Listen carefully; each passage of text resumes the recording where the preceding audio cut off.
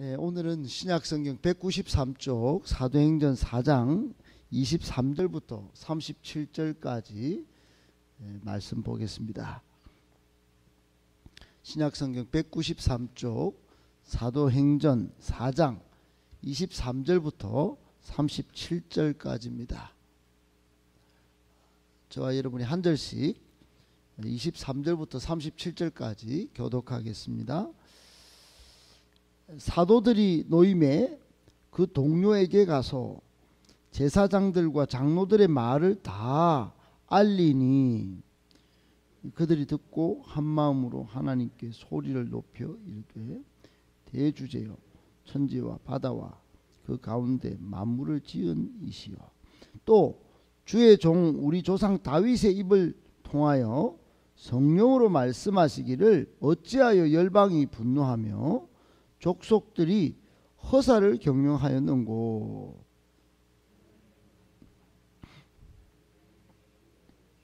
주와 그의 그리스도를 대적하도다 하신 이로소이다.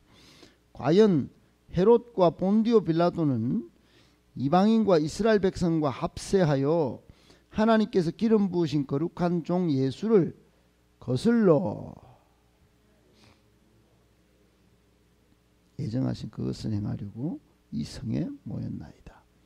주여 이제도 그들의 위협함을 굽어보시옵고 또 종들로 하여금 담대히 하나님의 말씀을 전하게 하여 주시오며 손을 내밀어 병을 낫게 하시옵고 표적과 기사가 거룩한 종 예수의 이름으로 이루어지게 하옵소서 하더라.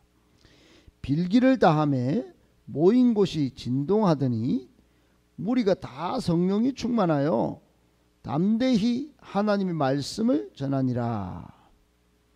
믿는 무리가 한 마음과 한 뜻이 되어 모든 물건을 서로 통용하고 자기 재물을 조금이라도 자기 것이라 하는 이가 하나도 없더라.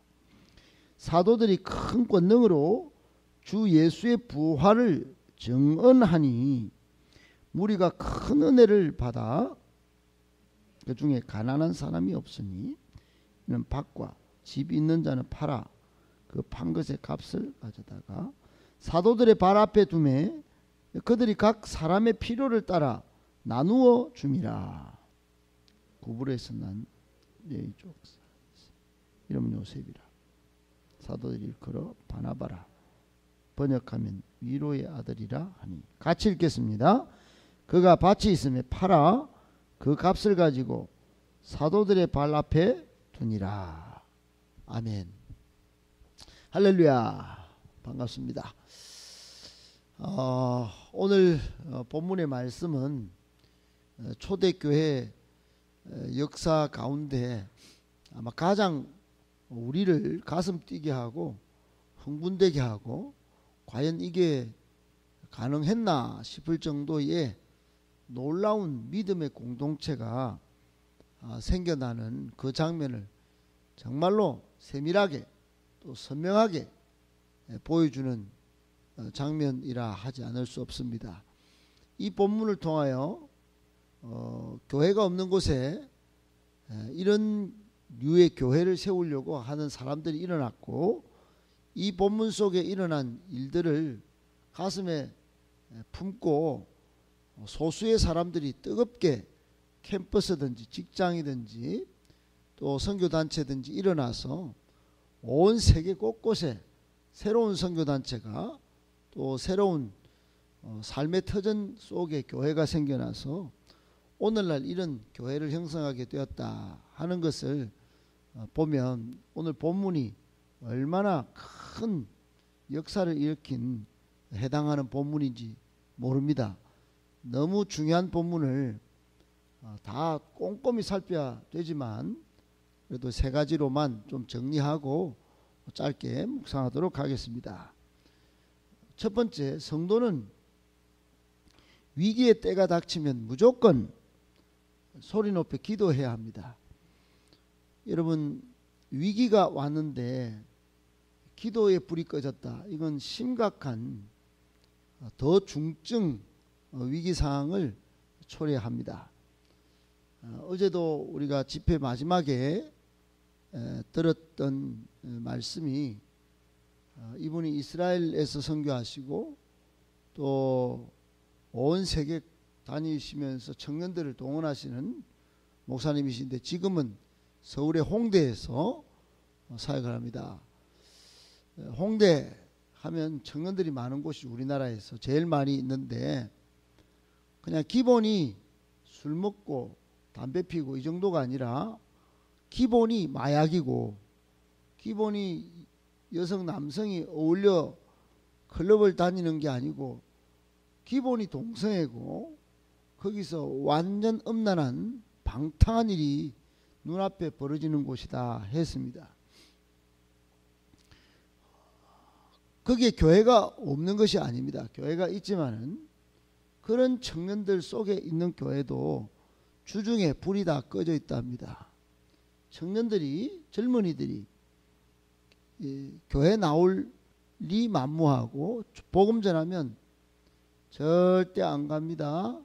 절대로 나한테는 전도하지 마세요. 그렇게 말하는 것을 그냥 일상으로 경험한답니다. 여러분 이런 시대가 된 거예요.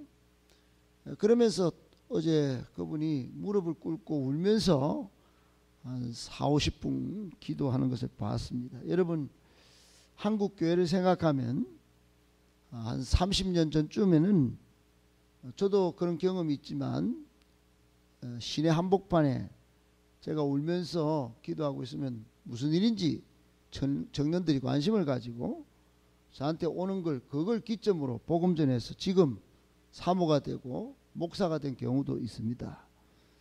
제 눈앞에서 똑똑히 벌어진 일이고 제가 경험한 일이기 때문에 여러분 그런 사람이 어제는 또 선교사가 돼서 인도네시아 선교사 부부가 돼가지고 둘 다 어제 우리 교회 와서 간증 집회도 했지요.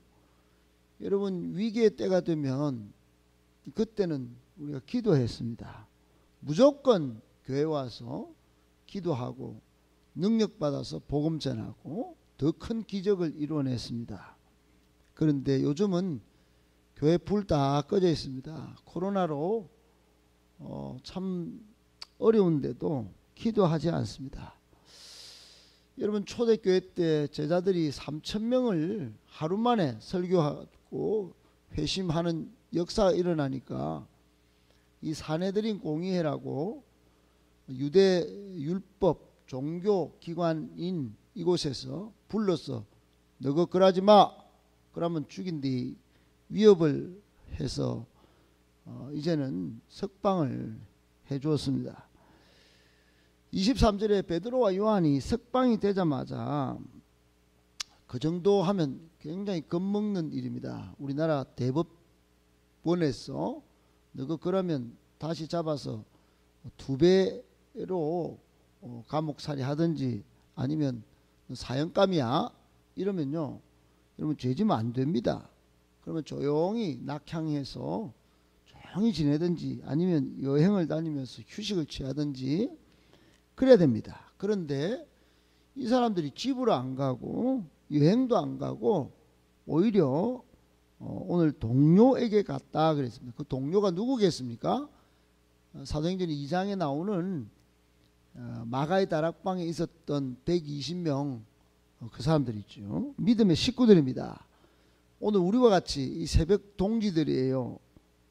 이 새벽 시간에 달려온 겁니다. 잠도 안 자고 걸어서 그때 뭐 차 있는 것도 아니고요. 믿음의 동지들, 기도의 동역자들한테 뛰어온 겁니다. 그리고는 가서 지금 종교 지도자들이 위협하고 경고장을 날렸다. 우리에게 큰 앞으로 위기가 닥칠 것이다 하는 사실을 알렸습니다. 이제는 더 이상 예수 복음을 전해서도 안 되고 전도 사역을 금지당했다. 그 사실을 전했는데 듣자마자 이 사람들이 오늘 24절에 한마음으로 소리 높여 하나님께 기도하는 장면이 오늘 본문의 내용입니다. 여러분 얼마나 뜨거웠을까요? 얼마나 간절했을까요? 얼마나 절박했을까요? 야 우리 120명밖에 예수 믿는 사람 없는데 큰일 났다 이거. 대부분의 통지가 내렸다 이거. 이제 잡히면 꼼짝없이 우리 다 몰살당하겠다 이거. 야 3,000명 해심시켜놨더니 이거 뭐 우리마저 없으면 저 다 흩어지지 않겠냐 이거. 한국교회 끝나지 않겠나 이거. 초대교회. 여러분 그리고는 뜨겁게 기도했습니다.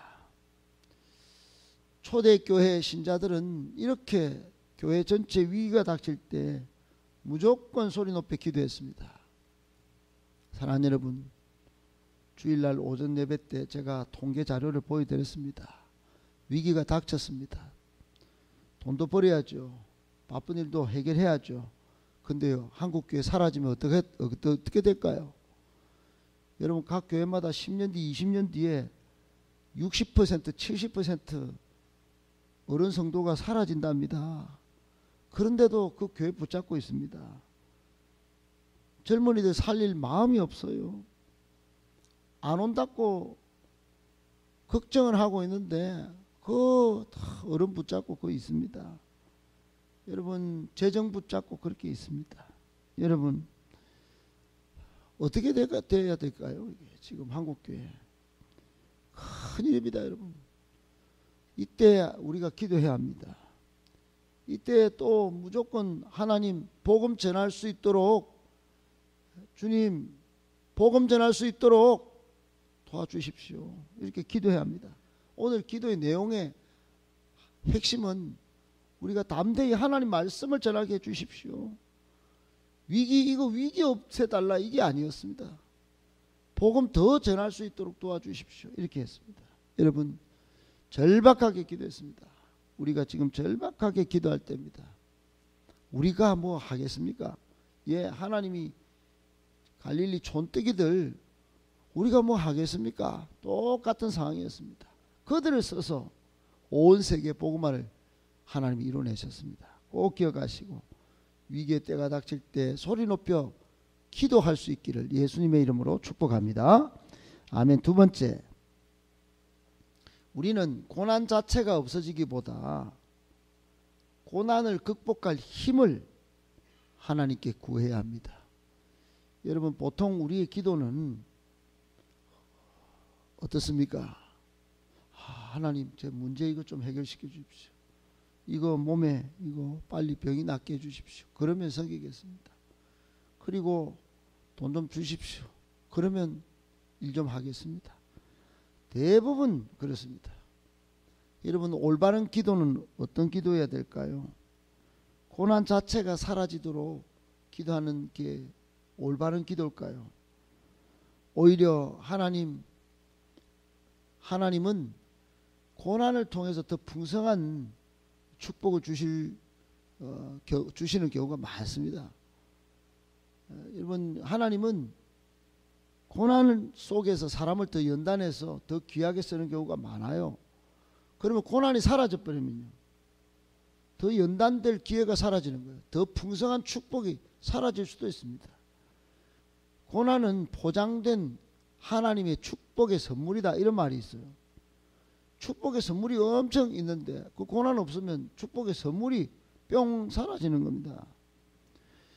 여러분 오늘 이 초대교회 성도들이요, 고난을 지금 막 당하고 있습니다. 근데 고난을 없애달라고 그렇게 기도하지 않아요. 오히려 하나님께 기도할 때 하나님 이 고난을 통하여 오히려 담대히 예수 복음이 막 전해지도록 그렇게 해주십시오. 그리고 29절 30절에 그렇게 기도한 겁니다. 주여 이제도 저들의 위협함을 좀 보십시오. 그러나 종들로 하여금 담대히 하나님의 말씀을 전하게 해주시고 손 내밀어 병을 낫게 하시고 표적과 기사가 주 예수의 이름으로 이루어지게 하옵소서 그랬어요. 여러분 고난이 없어지도록 이게 기도한 내용이 아닙니다. 이 내용이 저놈들 다 쓰러지게 하든지 다 속아서 물에 빠져 죽게 만들든지 그래야 우리가 앞으로 살겠습니다. 이렇게 안 했어요. 오히려 위협한 것 좀 보시고 우리는 복음 잘 전하게 전도 잘하게 해주세요. 그리고 치유 기적이 일어나게 해주세요. 오히려 예수 이름으로 표적과 기사가 나타나서 복음 전파가 더 잘 되도록 도와주세요. 이렇게 기도했습니다. 사랑하는 여러분, 한마디로 편안하게 살기보다도 사명자로 살게 해주십시오. 이랬단 말입니다. 이래 갖고 나가면 여러분 또 잡힙니다.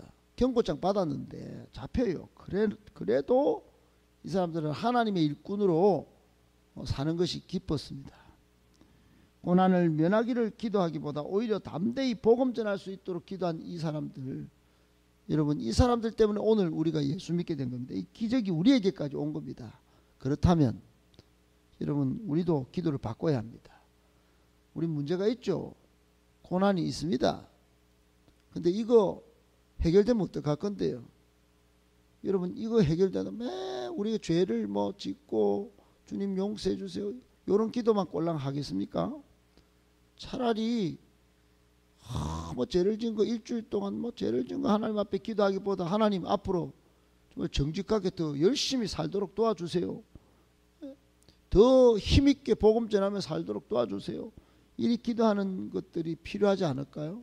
맨날 눈물 뿌려서 막 잘못했습니다, 막 용서해 주세요, 이런 기도보다도 여러분 우리의 기도를 좀 바꿔야 하지 않을까요? 고난 자체가 없어지기보다 고난을 극복할 힘, 능력 하나님께 구해서 오히려 더 힘있는 사명자로 하나님의 기쁨이 되도록 성령 충만한 성도로 살아가도록 여러분 기도를 바꿔내실 수 있기를 예수님의 이름으로 축복합니다. 아멘. 마지막 세 번째, 초대교회는 완전한 천국 공동체였습니다. 여러분 우리의 모범교회는 초대교회입니다. 우리 교회 미래 5가지 모습도 마지막이 그런 거예요. 우리 교회 미래 5가지 모습 주보에